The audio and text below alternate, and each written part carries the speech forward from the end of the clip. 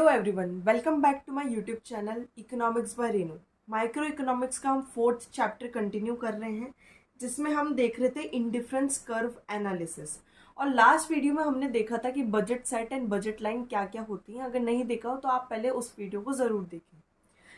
आज हमको देखना है कि चेंजेस इन बजट सेट किस किस तरीके से हो सकते हैं। चेंज यानी कि जो आपकी ओरिजिनल बजट सेट है उससे थोड़ा सा हटके कुछ और बजट सेट आपका बन रहा हो।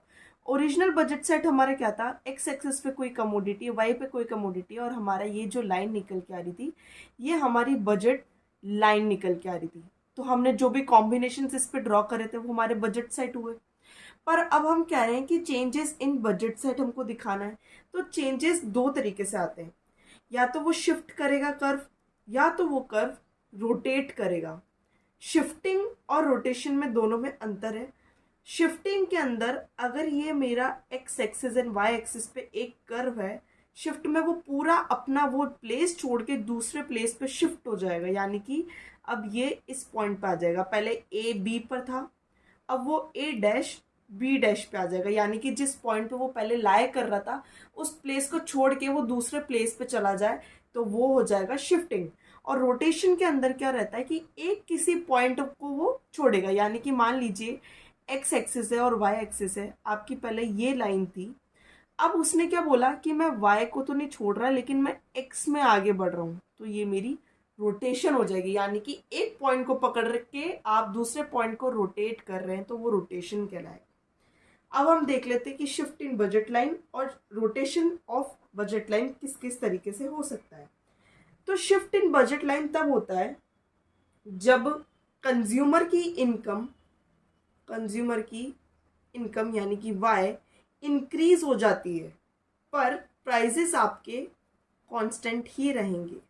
यानी कि हम ये एक एग्जाम्पल लेके चल रहे हैं कि हमारे पास एक ग्राफ है, एक्स एक्सिस 0, वाई, यहाँ पे गुड 1 है ऑरेंज, यहाँ पे हमारे पास गुड 2 है एप्पल। ये दो कमोडिटीज हमारे पास में है, ठीक है।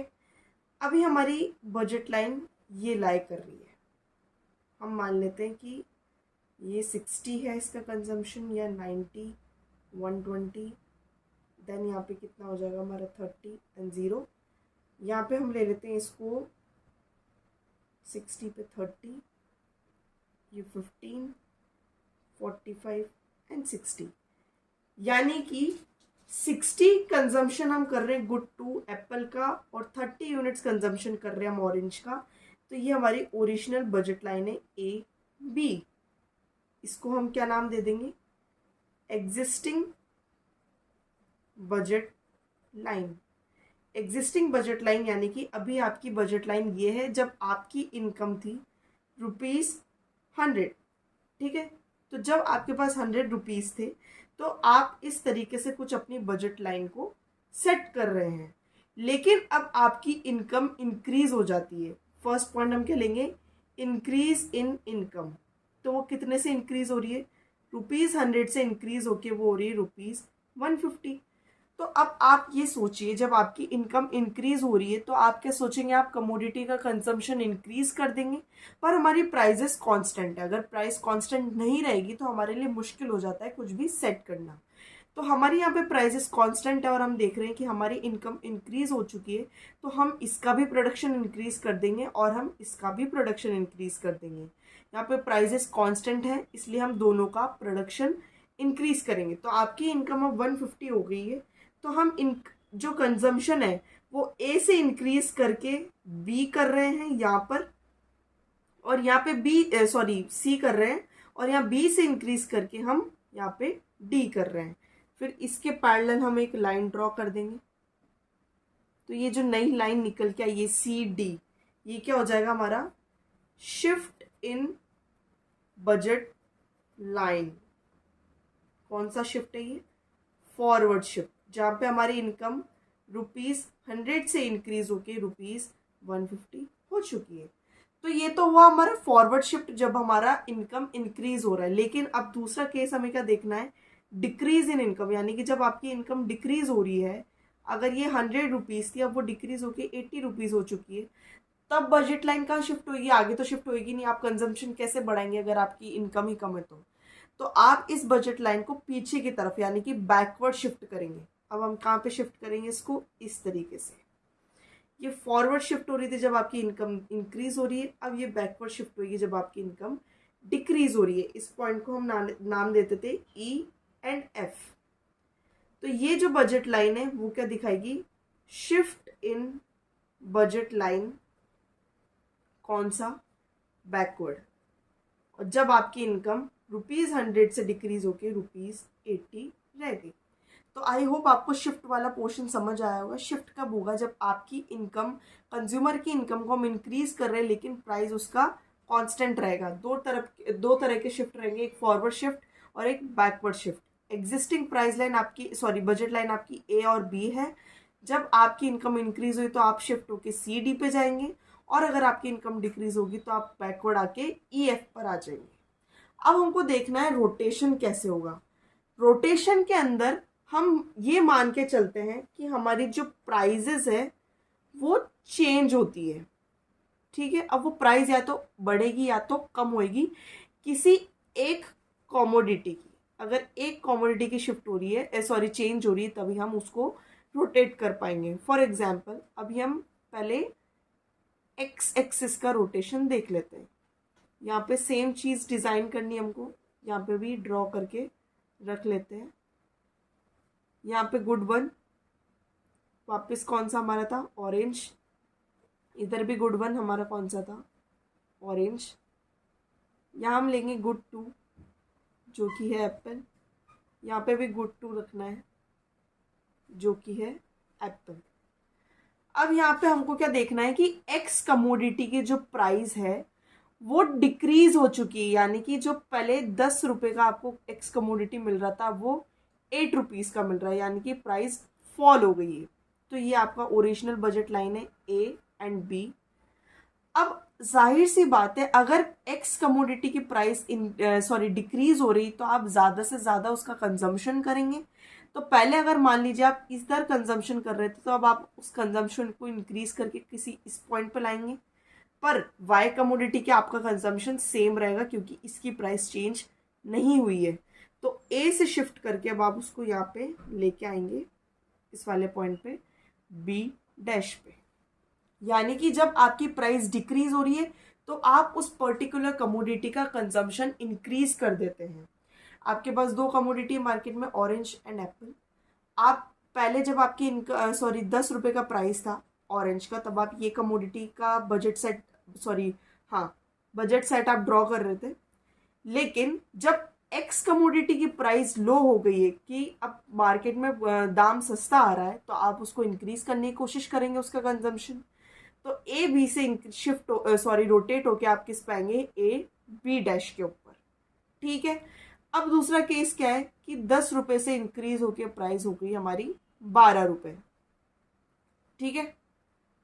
हाँ, ये 12 रुपए इंक्रीज हो रही है। तो जब आपकी प्राइस इंक्रीज होगी तो आप क्या कोशिश करेंगे? आप इसका कंजम्पशन डिक्रीज कर देंगे। वापस वाई कमोडिटी तो हमारा फिक्स ही रहेगा क्योंकि इसकी प्राइस में कोई वेरिएशन नहीं आया है। प्राइस में वेरिएशन केवल एक्स कमोडिटी की आ रहा है। तो जब आप बी से बी डैश रोटेट कर रहे हैं तो आपकी प्राइस इंक्रीज हो रही है, और बी से बी डबल डैश जब आपने रोटेट करा तो ये प्राइस ही डिक्रीज हो रही है यहाँ पर, और यहाँ पे प्राइस हमारी इंक्रीज हो रही है। तो जब ज़्यादा प्राइस होगी तो आप उसकी कंजम्पशन कम कर देंगे, जब कम प्राइस होगी तो आप उसकी कंजम्पशन बढ़ा देंगे। सेम हम रखेंगे हमारी जो वाई कमोडिटी है उसके साथ में। तो अब हम क्या कर रहे थे? ये हमारा ओरिजिनल कंजम्पशन था ए एंड बी। अब हमने क्या देखा कि हमको जब प्राइस इंक्रीज हो रही है ₹10 से ₹12, तब हम उसका कंजम्पशन डिक्रीज करेंगे। तो जब यहाँ ए पर था, मान लीजिए यहाँ पे आप 10 यूनिट्स कंज्यूम कर रहे थे, अब आप 8 यूनिट्स कंज्यूम करेंगे और ए डैश पर शिफ्ट हो जाएंगे। तो ये ए डैश और बी को आप ज्वाइन करेंगे तो ये क्या दिखा रहा है? डाउनवर्ड फॉल कंजम्पशन के अंदर। क्यों? क्योंकि प्राइजेस आपकी इंक्रीज हो गई है। और जब आपकी प्राइस डिक्रीज होगी तो आप क्या करेंगे? ए डबल डैश पे शिफ्ट हो जाएंगे। तो अब हमारा ए डबल डैश को हम बी से ज्वाइन करेंगे, तो ये अपवर्ड रोटेशन हुआ। ठीक है, यहाँ पे क्या दिखा रहा है, हमारी प्राइस डिक्रीज हुई है, और ये क्या दिखा रहा है, हमारी प्राइस इंक्रीज हुई है। तो शिफ्टिंग हम कब करते हैं, जब हमारी प्राइस कांस्टेंट है लेकिन हमारी इनकम चेंज हो रही है। अगर हमारी इनकम ज़्यादा होगी तो फॉरवर्ड शिफ्ट, इनकम कम होगी तो बैकवर्ड शिफ्ट। लेकिन रोटेशन हम इसलिए करते हैं क्योंकि हमारी प्राइजेस चेंज हो रही है किसी एक पर्टिकुलर कमोडिटी की। अगर हमारी प्राइस कम होगी तो हम उस पर्टिकुलर कमोडिटी का कंजम्पशन इंक्रीज करेंगे, और अगर प्राइस ज़्यादा होगी तो कंजम्पशन हम डिक्रीज कर देंगे। आगे का जो लास्ट टॉपिक है इस चैप्टर का वो है कि optimum choice of the consumer कैसे अटेन किया जा सकता है, और इसको हम दूसरे नाम से जानते हैं कंज्यूमर इक्विलिब्रियम। ऑप्टिमम चॉइस क्या होती है कि एक जो रैशनल कंज्यूमर है वो कोशिश करेगा कि इक्विलिब्रियम पॉइंट पे आके अपना कंजम्पशन स्टॉप कर दे। इक्विलिब्रियम पॉइंट क्या होता है, जब आपकी कंजम्पशन ऑफ कमोडिटी एक्स और consumption of commodity Y IC graph से इक्विलिब्रियम मेंटेन करे तब। तो इसके अंदर हमें ये देखना पड़ेगा कि दो कंडीशंस आपको सेटिस्फाई करनी पड़ती है। सबसे फर्स्ट कंडीशन हमारी है कि marginal rate of substitution of X and Y should be equal to your slope of budget line. Slope of budget line हमने देखा था price of X divide by price of Y होता है। अब ये कंडीशन क्या है पहले ये समझ लेते हैं। ये है हमारा स्लोप ऑफ आईसी, यानी कि इंडिफरेंस कर्व को हम MRS XY से डिनोट करते हैं, और PX अपॉन PY होता है हमारा स्लोप ऑफ बजट लाइन या फिर प्राइस लाइन। तो सबसे फर्स्ट कंडीशन तो हमको ये फुलफिल करनी है। तो पहले हम एक ग्राफ ड्रॉ कर लेते हैं। वापिस यहाँ पे X axis 0 and Y axis. तो एक तो हमें क्या बना के रखना है, बजट लाइन। ठीक है, हमने बजट लाइन बना ली, ये हो गई हमारी PQ बजट लाइन। और एक हमें ड्रॉ करना है आईसी कर्व जो इसको टच करते हुए निकलेगा, ये हमारा आईसी कर्व हो गया।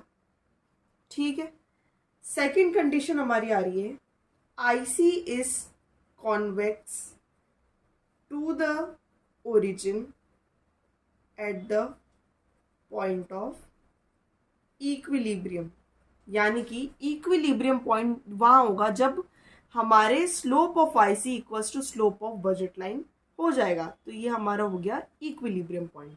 सेकेंड कंडीशन इसने क्या बोली है, IC is convex to the origin at the point of equilibrium. Point of origin से हमने क्या ड्रॉ करा था, जब अगर पॉइंट ऑफ ओरिजिन से लेके ऐसा कर्व निकलता है तो कॉन्वेक्स होगा, और पॉइंट ऑफ ओरिजिन से अगर अंदर की तरफ मुड़ा हुआ कर्व हो तो वो कॉनकेव होगा। तो हमारे पॉइंट ऑफ ओरिजिन से हमें कॉन्वेक्स कर्व चाहिए जो कि इक्विलिब्रियम पॉइंट को कट करते हुए निकलेगा। ठीक है, दोनों कंडीशंस हमने फुलफिल कर दी है। तो ये हो जाएगा हमारा इक्विलिब्रियम पॉइंट जहाँ हम गुड 1 और गुड 2 का कंजम्पशन करेंगे। मान लीजिए 30 यूनिट्स है और ये 15 यूनिट्स है। ठीक है, optimum choice of the consumer क्या हो गया, जब आपकी budget line, slope of budget line और स्लोप ऑफ आईसी कर्व एक पॉइंट पे आके इक्वल हो जाए, वो हो जाएगी आपकी optimum choice of the consumer. या फिर इसको हम ये भी कह सकते हैं कि rational behind conditions of consumer, यानी कि जो भी एक कंज्यूमर होगा वो अपने क्या रैशनल पॉइंट्स को कंसीडर करके चलेगा अगर उसको कंज्यूमर इक्विलिब्रियम अटेन करना है। तो सबसे पहले वो बजट लाइन ड्रॉ करेगा, फिर वो आईसी कर्व ड्रॉ करेगा, उसके बाद में वो देखेगा कि दोनों कहाँ इंटरसेक्ट कर रहे हैं, वो उसका इक्विलिब्रियम पॉइंट होगा। तो ये चैप्टर यहीं ख़त्म होता है। आई होप आपको पूरा समझ आ गया होगा। अगर फिर भी कोई डाउट रहता है तो आप कमेंट सेक्शन में बता सकते हैं। Thank you.